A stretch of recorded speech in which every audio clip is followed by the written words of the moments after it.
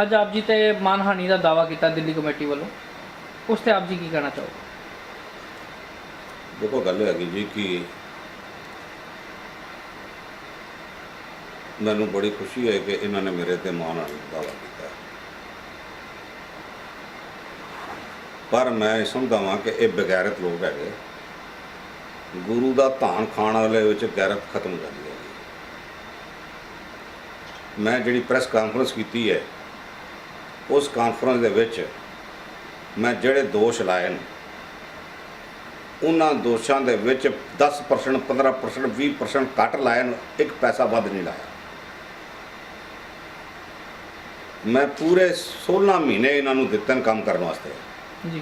16 महीनों के विच मैं इन्हों के किसी काम के विच भावें इन्होंने करोड़ों रुपए बर्बाद किए, कभी विदेशों जा 11 मैंबर लैके जा, और दा ना की वो जी सुनामी आई सी उहदे च उत्तराखंड उत्थे बर्बाद किए, करोड़ों रुपए बर्बाद किए। और जिहड़ा ये कहते ना सेवा करन गया, जिहड़ा 2 टैंपू माल गया सी ना राशन पानी का, उहदे विचों 80% माल जिहड़ा सी श्रीनगर उत्थे जिहड़े संत सन जिहड़े सेवा करते हैं लंगर की, ये उन्होंने दे के वापस आ गए। उत्थे जिहड़ा उत्तों निकलिया है वो सेवा उतना की करना है।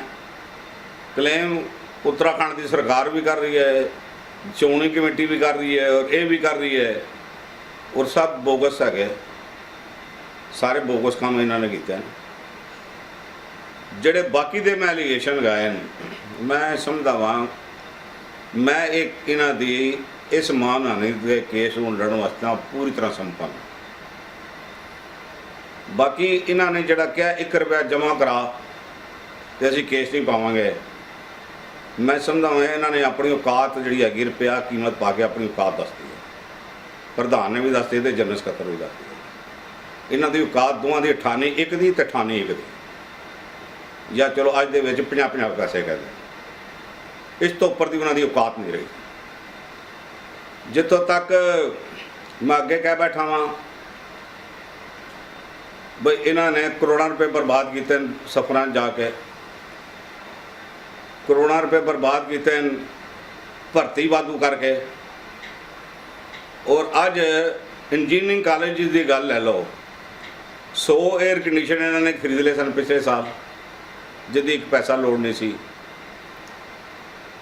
और उस तो बाद हुण कहंदे ने इतने बंदे भर्ती है कि उत्थे हुण बहन की जगह नहीं है, खड़ा होकर काम करना पैंदा है, खड़े होकर काम करने पैंदे। अज जिहड़ी मेरे को रिपोर्ट हैगी वो हैगी कि तकरीबन 2 करोड़ 60 लाख के करीब जिहड़े मैं अपने सोर्सेज राही पता किए हैं, अज ये तनख्वाह हैगी और भर्ती हो रही है। और बहुत छेती तुहाडे सामने आउणगे, कई लोग रोणगे, क्योंकि उहदे बड़ा चीज़ों का दान प्रदान हो रहा है। दूसरी गल कि इन्हां दी अपनी जिहड़ी सीजगैन मैगजीन दे विच लिखिआ कि 11 महीनों दे विच 4.5 तो लैके 5 करोड़ तक का घाटा दस्सिआ, 4.5 दस्सिआ, पौड़े 5 दस्सिआ, एग्जैक्ट फिगर ना सी, पर 4.5 तो लैके 5 दे विच ही है। ये आप मान रहे हैं आमदन 10% वध गई है, 12% वध गई है, तो घाटा आ गया जिहड़ा अज तक नहीं होया। उन्हें कहते जी सर ने जिन्ने पैसे जमा कराए उसकी असी FD वधाती है। वो FD हैगी जी 6 करोड़ 7 करोड़ 5 करोड़ मैं जमा करा के गया हाँ, उसका इंट्रस्ट है वो जो 50-60 लाख रुपये बनता, वो इंट्रस्ट में इजाफा होया जिदे करके वधी है। जे घाटा दस रहे तो इजाफा कितों होना है?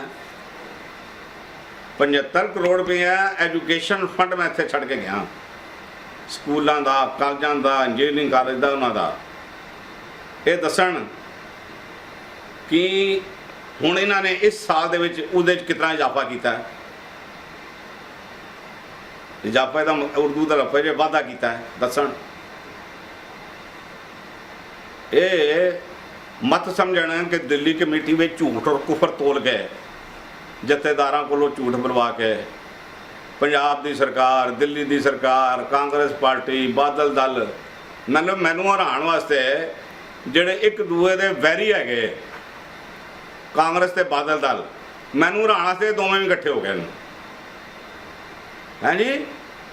फिर भी नहीं मैं हारदा पिया तो फिर 200 करोड़ रुपया लाया ने, फिर भी नहीं हारदा पिया तो फिर जो PTC दे झूठ बोलना तो कुफर तोड़ना शुरू किया, पुछो ही कोई नहीं। फिर भी नहीं हारदा पिया, फिर अकाल तख्त के जथेदार नूं ते आनंदपुर साहब के जथेदार नूं ले आए, उन्होंने इत्थे बयान देना शुरू करता, ये अकाल तख्त के हुक्म की उलंघना करते हैं जी, अकाल तख्त के धोखे जी, इन्होंने वोटर पाओ जी। सिख कौम के इतिहास के पहली बार अकाल तख्त के जथेदार साहब इत्थों तक गए। पुछो जे मैं तुहाडे हुक्म की उलंघना करता रहा तो फिर मैं बुला के सजा क्यों नहीं देंदे हो?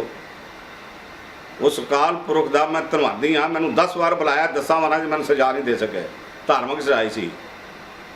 मैं उन्होंने को पुछना चाहता हाँ भी हुण जे बिक्रमजीत सिंह मजीठिया ने बाणी की लफ्ज़ों की उल्ट फेर कर दिता, हिंदुस्तान की सरकार के भावी मुख्यमंत्री को खुश करने वास्ते ते डिप्टी प्राइम मिनिस्टर बनो रहे अरुण जेटली को खुश करने वास्ते, इस वास्ते खुश कर रहा सी ना भी अपनी भैन को मैं इत्थे मिनिस्टर बनावांगा, अपनी मर्जी का महकमा लैके देंगा। की एक्शन लिया जी? इतनी वड्डी धार्मिक अवज्ञा दे विच मैं पूछना चाहता दिल्ली कमेटी दे किसे इन्हां पद्धर पुरुषां ने कोई लफज उहदे खिलाफ गल कही है? इतनी वड्डी धर्म की हानि हो गई, बाणी की बेदबी हो गई। राम राय तो बाद दूसरा बिक्रमजीत सिंह मजीठा जमया सिख कौम दे विच जिन्हें बाणी के लफजां की हेरफेर कर दी, तो इन्हां दे मूँह च सप वड़ गया सी, कौड़करली फस गई सी कि बोलना नहीं होया। बोले नो जी, बड़ी खुशी की गल है जी, उन्होंने धार्मिक जी सजा लगी सी पूरी कर ली जी। ये है ये सिखां की धर्म की राखी करनगे। ये दिल्ली कमेटी के अगे जिहड़ी कोई घटना वापरती सी, बंगला साहब की स्टेज तो कथा राही लोगों को दसिया जाता सी। इन्हां दे किसी कथा वाचक ने कोई जिक्र किया है भी अज सिख कौम के इतिहास दे विच बाबा राम राय तो बाद दूसरा मजीठिया जमया जिन्हें बाणी उल्टफेर कर दी, उसने औरंगजेब को खुश करने वास्ते करती, जिहड़ा उस कोई दिल्ली के तख्त का बादशाह सी। इन्होंने हिंदुस्तान के आने वाले बादशाह की सिफत कर दी, सिफत करने वास्ते बाणी उल्ट दी। इन्हां तो वड्डा कोई पापी है? इन्हां तो वड्डा कोई कौम का गद्दार है? दरअसल की हैगा, इन्हां दी औकात नहीं हैगी शोन दिल्ली कमेटी के मैंबर बनने की। खास करके उत्ते चलो प्यो को कुछ सीखा होगा, प्रधान जिहड़ा हैगा ये किस को सीखा है? इहदे प्यो की दाढ़ी मुन्नी हुई मैं वेखी, इहदी जनानी के वाल मुन्ने हुए मैं वेखे, धियां पुत्रां दे वाल मुन्ने हुए मैं वेखे, इहदी अपनी दाढ़ी मुन्नी हुई मैं वेखी। ये सुनते हैं कि मजीठिया की बादल की दौलत नाल मैनूं हराण तो बाद दिल्ली काबज होकर रह जाएगा। ये की समझदा है? मैनूं कहंदा जी पंजाबी बाग की चोण दे विच इन्हां नूं असीं औकात दसती, तेरी औकात है आ चोण करा, जिस तू बेईमानी के नाल समझौता कर। आप कह रहे हैं इश्तिहार बन रहे हैं, अपनी अपनी जनानी की फोटो ला के सर्वसम्मति नाल चोण करा दी। सर्वसम्मति की चोण तो बाद की रह गया? तू 12 दिनों दे विच दिल्ली पंजाबी बाग की सिंह सभा के इतिहास के विच 3-3 महीने पहले इलैक्शन अनाउंस होंदियां, वोटां बनने तो बाद वोटां की चैकिंग होनी है, फिर इलैक्शन डेट नियत होंदी है। तुसीं 1 तरीक नूं वोटां बनाते पे हो और दिन आके 2 तरीक को अनाउंस करके कहता जी बस अज आखिरी दिन है, अज बाद किसी पेपर जमा होना है, फिर भी तुहानूं समझौता करना पिया है। किहड़ी औकात लैके बैठा होया तू? तेरे च हिम्मत है मेरे सामने आके बैठ के गल कर। जे टीवी सेंटर के उत्तों नसदा नसदा सरसे ना पहुंच गया फिर गल कहना। तू अपने चाचे नूं गड्डियां देण दे लई हैं पहले उसनूं बढ़ाता उत्थे सरसे जड़ा फतेहाबाद स्कूल का चेयरमैन बीगड़, फिर उस दिन आगे कॉलेज का उन्हें एक्सीडेंट मारिया तो नवी कार भेजती, वो कार चुक के वापस लिया है। तू अपने एडा अरबापति बनता पाया, 270 करोड़ रुपए की जायदाद देता पाया, तो दिल्ली कमेटी की कार जी अपने परिवार वास्ते वरता पाया। की है तेरा किता कोई दसेगा? तू करता की रहा है? की करता है तू? कमाई कितों की किस तरह है? ਪਿਛਲੇ 10 ਸਾਲਾਂ ਵਿੱਚ ਤੇਰੇ ਕੋਲ ਪੈਸੇ ਆਏ ਕਿੱਥੋਂ ਆਏ ਨੇ? ਇਹ ਲੋਕਾਂ ਦੀਆਂ ਹਰਾਮ ਦੀਆਂ ਜਦਾਦਾਂ, ਝਗੜੇ ਦੀਆਂ ਜਦਾਦਾਂ, ਪੰਜਾਬ ਪੁਲਿਸ ਦੇ ਬੰਦਿਆਂ ਨੂੰ ਡਰਾ ਕੇ ਉਹਨਾਂ ਨੂੰ ਲੁੱਟਣ ਦੀਆਂ ਗੱਲਾਂ ਕਰਦਾ ਪਿਆ। ਹੋਰ ਤੁਹਾਡਾ ਕੰਮ ਕੀ ਹੈਗਾ? ਤੁਸੀਂ ਦੱਸੋ ਵੀ ਇਹ ਕਿੱਤਾ ਕੀ ਕਰਦੇ ਨੇ? ਅਸੀਂ ਆਪਣੀ ਕਿਰਤਮਾਈ ਕਰਕੇ ਪੂਰੀ 15 ਸਾਲ ਪੂਰੇ ਆਪਣੇ ਟੂਰ ਲਾ ਕੇ ਫਿਰ ਗੁਰਦੁਆਰਾ ਕਮੇਟੀ ਦੀ ਸੇਵਾ ਕਰਨ ਜਾਂਦੇ ਸਾਂ।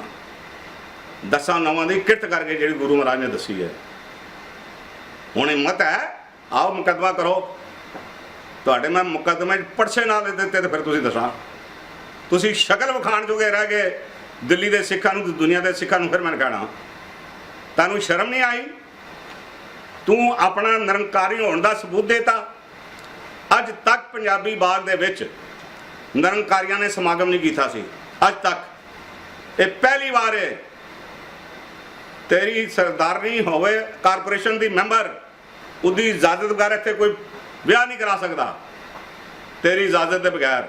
ਔਰ ਤੂੰ ਨਿਰੰਕਾਰੀਆਂ ਦਾ ਸਮਾਗਮ ਗੁਰਦੁਆਰੇ ਦੇ ਸਾਹਮਣੇ ਕਰਾ ਕੇ ਚਲਾ ਗਿਆ। ਕਿਉਂ ਟਿਚ ਕਰਨਾ ਚਾਹੁੰਦੇ ਸਿੱਖਾਂ ਨੂੰ? ਜਾਂ ਤੇ ਜਿਹੜਾ ਗੁਰਦੁਆਰਾ ਟਿਕਾਣਾ ਸਾਹਿਬ ਨੂੰ ਟਿਚ ਕਰਨ ਵਾਸਤੇ ਕਰਾਇਆ ਜੀ, ਜਾਂ ਸਾਨੂੰ ਟਿਚ ਕਰਨ ਵਾਸਤੇ ਸਿਖਾਇਆ ਜੀ? ਇਹ ਤੇ ਅਸੀਂ ਇਲੈਕਸ਼ਨ ਵਿੱਚ ਮਸ਼ਰੂਫ ਸਾਂ, ਸਾਨੂੰ ਪਤਾ ਨਹੀਂ ਲੱਗਿਆ। ਬਸ ਅਸੀਂ ਦੇਖਦੇ ਕਿਵੇਂ ਕਰਦੇ ਨੇ ਸਮਾਗਮ। ਤੂੰ ਆਪਣਾ ਨਿਰੰਕਾਰੀ ਹੋਣ ਦਾ ਪੂਰਾ ਸਬੂਤ ਦਿੱਤਾ ਹੈ। ਸਾਡੇ ਕੋਲ ਕਿਸੇ ਕੋ ਭੁੱਲ ਚੁੱਕੀ ਨਹੀਂ ਹੈ। ਅੱਜ ਬਾਦਲ ਦਲ ਨੇ ਆਪਣੇ ਨਿਰੰਕਾਰੀਆਂ ਨੂੰ ਦਿੱਲੀ ਕਮੇਟੀ ਦਾ ਜਨਰਲ ਸਕੱਤਰ ਬਣਾਤਾ। ਇਹਨਾਂ ਤੋਂ ਵੱਡਾ ਕੋਈ ਪਾਪੀ ਹੋਣਾ? ਇਹਨਾਂ ਦੇ ਦਿਨ ਥੋੜੇ ਰਹਿ ਗਏ ਨੇ। ਪੰਜਾਬ ਦੀਆਂ ਇਲੈਕਸ਼ਨਾਂ ਨੇ ਸਾਬਤ ਕਰ ਦਿੱਤਾ ਹੈ ਕਿ ਇਹ ਸਿੱਖ ਕੌਮ ਦੀ ਅਗਵਾਈ ਕਰਨ ਵਾਸਤੇ ਬਿਲਕੁਲ ਨਹੀਂ ਰਹੇ।